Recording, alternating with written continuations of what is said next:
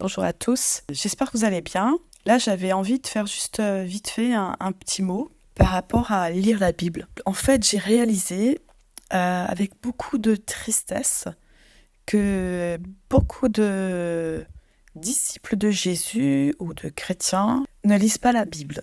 Et en fait, faire ce constat, je me dis, waouh, c'est une tellement grande tristesse. Alors, je compte pas vous faire la morale mais je compte surtout vous encourager et vous dire que la parole de Dieu, c'est puissant et c'est tellement, tellement important. Par rapport à ça, je vais vous donner juste quelques mots de mon témoignage, comment ça s'est passé dans ma vie. Parce que comme vous savez, je suis née dans une famille chrétienne, j'ai été toujours bercée avec des histoires qui sont de la Bible. Et j'ai toujours cru que Dieu existait. J'ai décidé de le suivre quand j'avais 13 ans. Je me suis fait baptiser à 16 ans. Et en fait, depuis toujours, je lisais la Bible, je lisais la parole de Dieu. Et pendant plus de 30 ans, j'ai lu la parole de Dieu sans jamais comprendre ce qui se passait. C'était très compliqué pour moi de lire la Bible, parce que je ne la comprenais pas, parce que je la trouvais très difficile. Mais j'ai bataillé 30 ans, plus de 30 ans, pour comprendre cette Bible. Et au bout de 30 ans, je me suis dit, en fait, ça sert à rien de lire encore ce livre que je ne comprends pas. Et j'étais rentrée dans une autre dimension pour connecter avec Dieu, c'était la louange, l'adoration et la louange. Et du coup, je me suis dit, j'en reste à l'adoration, à la louange. Et pendant près de 2 ans, j'ai plus lu la Bible. Et c'était en 2017 quand tout à coup j'ai réalisé que je connaissais pas Dieu. Quand je suis tombée à genoux devant lui et que j'arrêtais pas de le supplier, disant Seigneur, je te connais pas, comment je peux te connaître? Je veux chercher à te connaître. Et c'était cette même année où en fait, j'étais, on va dire, j'ai réalisé que je ne lisais plus la parole. C'est là que je me souviens qu'on était allé chez des amis et qu'un ami avait commencé à me parler d'un passage de la Bible, de Galates, de ce qu'il y avait dedans et tout, de ce qu'il y avait écrit dans Galates. Et je me suis dit, mince alors, je comprenais rien de ce qu'il me disait parce qu'en fait, je savais pas que c'était écrit dans Galates, tout ce qu'il me disait. Et puis je me disais, quand je rentre, il va falloir que je lise Galates parce que si ça c'est écrit dedans, ouais, c'est intéressant, je veux lire Galates. Et puis je suis rentrée, j'ai commencé à lire Galates et je me suis dit, waouh, mais c'est intéressant. Et je sais pas ce qui s'est passé, si ce qui animait notre ami est venu un peu sur moi. Je sais pas, enfin c'est comme si tout à coup, j'ai commencé à avoir soif de lire la parole. Et j'ai commencé à lire de nouveau, mais avec une autre compréhension. Et il se trouve que c'est la même année. Un peu plus tard que ça, j'ai effectivement eu le baptême du Saint-Esprit qui a changé vraiment, vraiment radicalement ma lecture de la parole. Mais c'était tout à fait différent. Tout à coup, la parole de Dieu, mais c'était comme quand j'ouvrais la parole, j'étais en connexion directe avec Dieu, le Père, son cœur. C'était tellement fort et c'était tellement puissant, tellement nouveau. Et depuis, j'ai un amour de la parole de Dieu comme j'ai jamais eu auparavant. Et je remercie Dieu pour cela parce que c'est vraiment un don, un cadeau et je l'ai demandé. En fait, quand j'ai demandé, Seigneur, je veux te connaître, le Seigneur, il m'a donné d'aimer sa parole et de pouvoir m'y plonger, d'avoir le désir de m'y plonger. Et à partir du moment où j'étais baptisée dans le Saint-Esprit, en fait, c'était incroyable parce que dès que j'avais 5 minutes quelque part de pause dans une salle d'attente ou n'importe où, je prenais la Bible. Alors j'avais la Bible, ou j'ai plutôt la Bible sur mon portable en plusieurs versions. Et du coup, je lisais. C'était une boulimie de lire la parole, quoi. Et je comprenais et le Saint-Esprit me parlait d'une façon extraordinaire. C'est comme si je la lisais pour la première fois.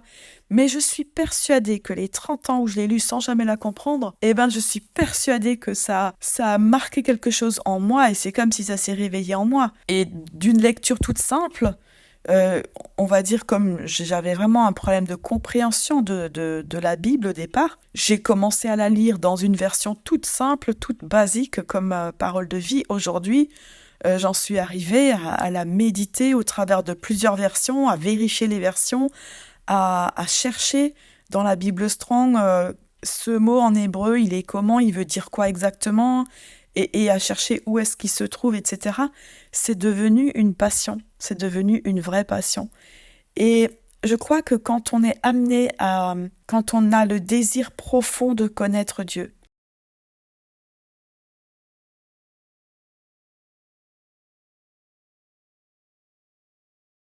un fondement sûr et certain, un fondement sans faille. Et on a beau écouter des enseignements sur YouTube de plein de personnes qui, au final, sont des révélations de ce que les gens ont reçu dans la parole, ça ne sera jamais pareil que si toi, moi, tu vas plonger dans la parole de Dieu et chercher ce que Dieu veut révéler à ton cœur, à toi. Parce que je suis persuadée que pour chacun de nous, Dieu, il a une révélation spéciale de la parole. Quelque chose de spécial où il va nous montrer, où il va nous faire comprendre. Et on doit aller rechercher cette révélation si on aime Dieu. Il n'y a pas d'autre façon de chercher à connaître Dieu que par la parole. Bien sûr la louange, bien sûr la prière, mais la parole de Dieu, c'est une évidence même. Si je ne sais pas comment louer, j'ouvre ma Bible, ou comment prier, j'ouvre la Bible dans les psaumes, dans les proverbes, et je commence à proclamer à voix haute un proverbe. Pour lire la Bible, je ne vais pas vous dire comment vous pouvez lire la Bible, je pense que chacun doit voir ça avec le Saint-Esprit, mais il est essentiel et vital pour votre vie spirituelle de la lire du début à la fin. Il faut l'avoir lue. Et après, il faut comprendre que dans la parole, c'est écrit qu'on doit la méditer, pas la lire. La lire, c'est, on va dire, vraiment le début pour pouvoir balayer un petit peu tout et avoir une vue d'ensemble, mais la méditer et rentrer dans la méditation de la parole, c'est encore tout à fait une autre dimension que juste la lire, parce que la méditer, on creuse pour connaître encore et encore plus le cœur de Dieu. C'est puissant. Puis j'aimerais vous dire, voyez, le monde utilise plein de techniques de méditation, de relaxation, etc., de faire le vide en soi pour connecter à Dieu, mais en fait, ou plutôt connecter à quelque chose, mais qu'ils ne connaissent même pas, on va dire. Et nous, on a la puissance de la parole de Dieu. Et en fait, si toi, tu veux faire ton petit temps de méditation, de pause, de couper avec les choses du monde et tout, mais pose-toi avec la parole, c'est puissant, c'est juste puissant. Réalise que la parole de Dieu, et tout particulièrement ce qu'on appelle l'Ancien Testament, mais qui n'est pas ancien du tout, mais qui est très puissant et moi je l'appellerais plutôt le Premier Testament, parce que tout le Nouveau Testament est fondé sur le Premier Testament. Sans ce qu'on appelle l'Ancien Testament, il ne pourrait pas y avoir le Nouveau Testament, puisque tout est fondé sur cette partie de la parole. Il faut quand même réaliser que quand on lit les premières histoires de la parole, c'est Dieu lui-même qui parle à l'homme. Je ne sais pas si vous réalisez ça. C'est un truc fort quand même. Dieu parle à l'être humain. Dieu parle directement à Moïse. Quand vous méditez sur toute l'histoire de Moïse, j'aime particulièrement le livre d'Exode. C'est tellement puissant. Dieu parle à Moïse. Il est en lien, en face à face avec Moïse. Et les prophètes de l'Ancien Testament, ils ont tous eu une connexion directe avec Dieu, qui parlait directement. Et ce qui est écrit de la parole, ce qu'on appelle la parole de Dieu, c'est Dieu qui a parlé à des personnes, à des cœurs. Le Nouveau Testament, c'est de nouveau différent. On raconte ce que Jésus est venu faire sur la terre, on raconte comment l'évangile s'est propagé dans Actes, et puis ensuite, les épîtres, ce sont toutes les révélations des apôtres, Paul et les autres, qui nous permettent de connaître Jésus. C'est très important également. Mais du début à la fin, la parole de Dieu, elle nous parle de Jésus. Il y a un seul fil conducteur, que ce soit la première parole dans Genèse jusqu'au dernier mot d'Apocalypse, tout nous parle de Jésus. Et d'aller chercher ça, la révélation de Jésus, c'est puissant. Quand on lit les évangiles, en fait, chaque parole que Jésus prononce est une référence à une parole de l'Ancien Testament. Donc c'est hyper intéressant de pouvoir méditer sur tout ce que Jésus a dit et d'aller voir, mais sur quoi il se base maintenant de l'Ancien Testament pour le ramener ici à en parler devant ses disciples. Voilà, donc tout ça c'est pour t'encourager à ouvrir la parole tous les jours quotidiennement. C'est en fait une nourriture, c'est la manne, c'est la nourriture quotidienne pour toi.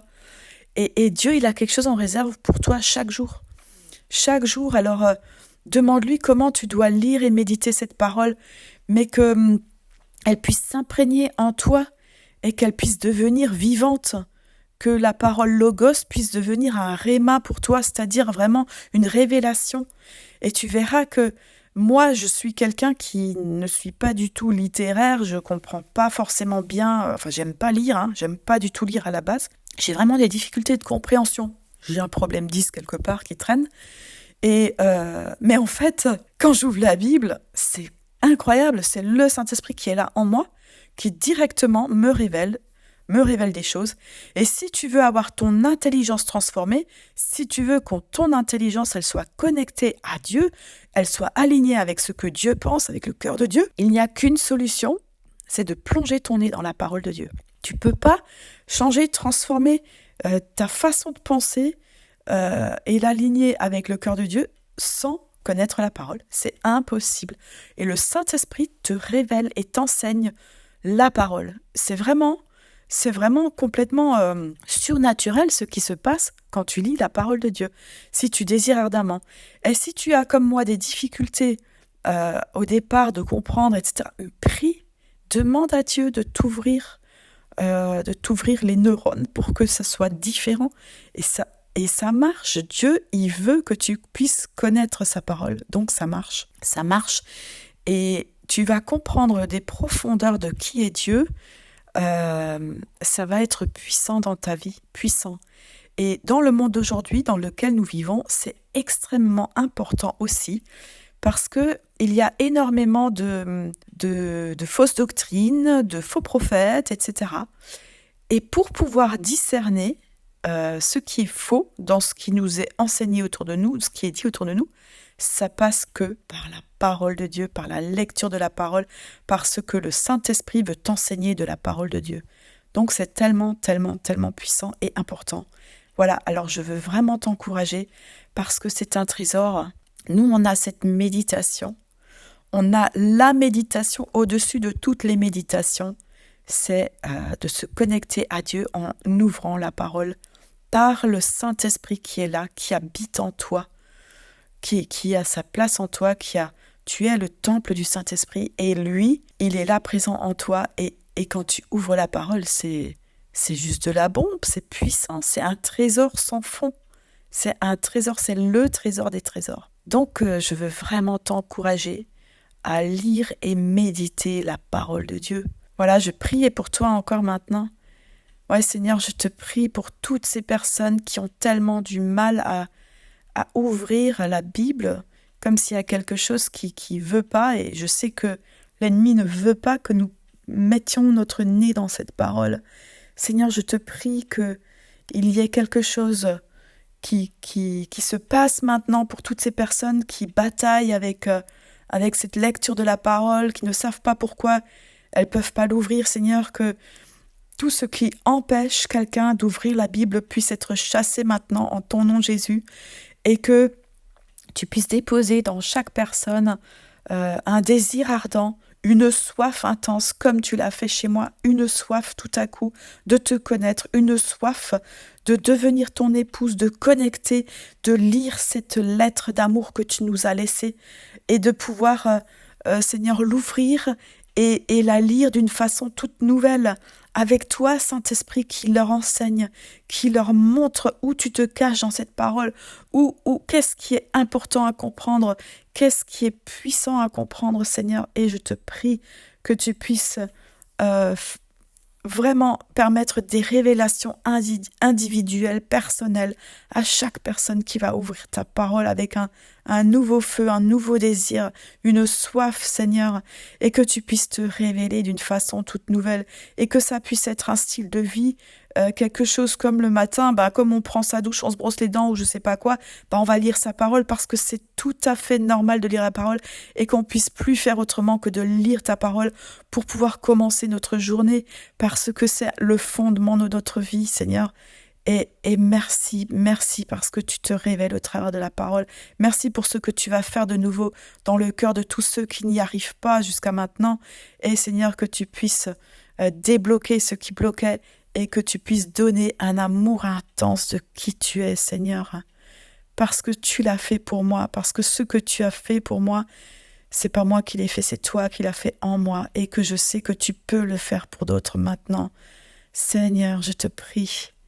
Merci, merci parce que tu es ce Dieu qui attend qu'une chose, c'est ce cœur à cœur avec nous, ce face à face avec nous.